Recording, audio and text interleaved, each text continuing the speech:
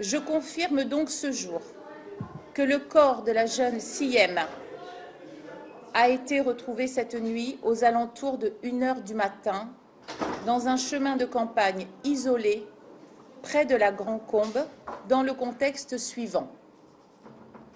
Je rappellerai avant tout que la disparition inquiétante de cette jeune femme avait été dénoncée le 26 janvier 2023 par le père de la jeune fille, s'inquiétant de l'absence de nouvelles données par celle-ci depuis minuit.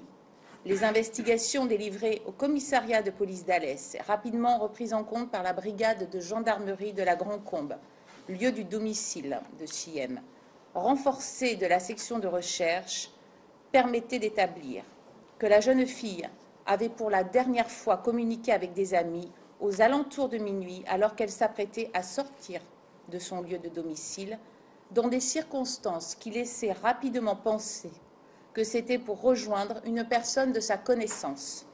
Elle ne donnait alors plus aucune trace de vie. Les premiers témoignages pouvaient laisser penser à une disparition en lien avec des faits visant à obtenir des fonds.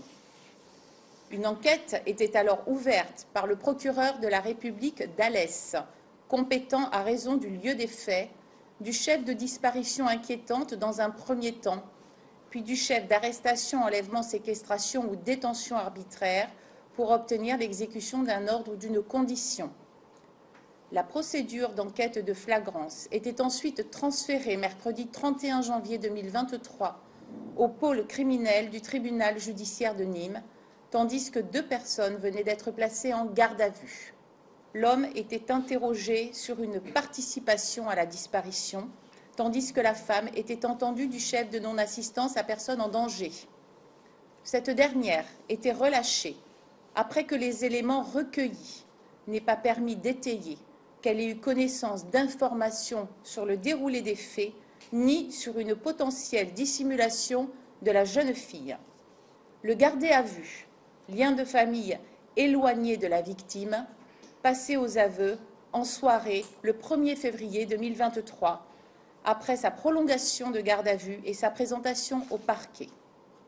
Il indiquait avoir tué la jeune femme dans le cadre d'une dispute liée à leur relation amoureuse, alors même qu'ils s'étaient retrouvés la nuit des faits en toute intimité.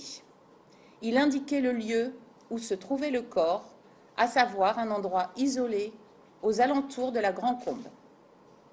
Le magistrat instructeur saisi des faits se déplaçait dans la nuit, cette nuit, en assistance des enquêteurs sur le lieu indiqué et procédait à la découverte en bordure d'un chemin du corps d'une jeune femme dont la description correspondait en tout point à celle de Siem. Les investigations qui permettront de confirmer scientifiquement l'identité de la victime, ainsi que d'éclairer les circonstances de son décès et de les confronter aux déclarations du mis en examen, se poursuivent actuellement sous la direction du magistrat instructeur. Le mis en examen, âgé de 39 ans, est déjà connu des services de justice. Son casier judiciaire porte mention de 5 condamnations pour des faits d'atteinte aux biens et de 8 condamnations pour des faits en lien avec la conduite de véhicules. Il porte en outre mention d'une condamnation pour des faits de vol avec arme, pour lesquels il a été condamné le 2 avril 2015 par la Cour d'assises du Gard à 12 ans de réclusion criminelle, peine exécutée à compter du 21 septembre 2012. Il devait comparaître le 1er février 2023 dans le cadre d'un procès d'assises pour des faits de vol avec usage d'une arme.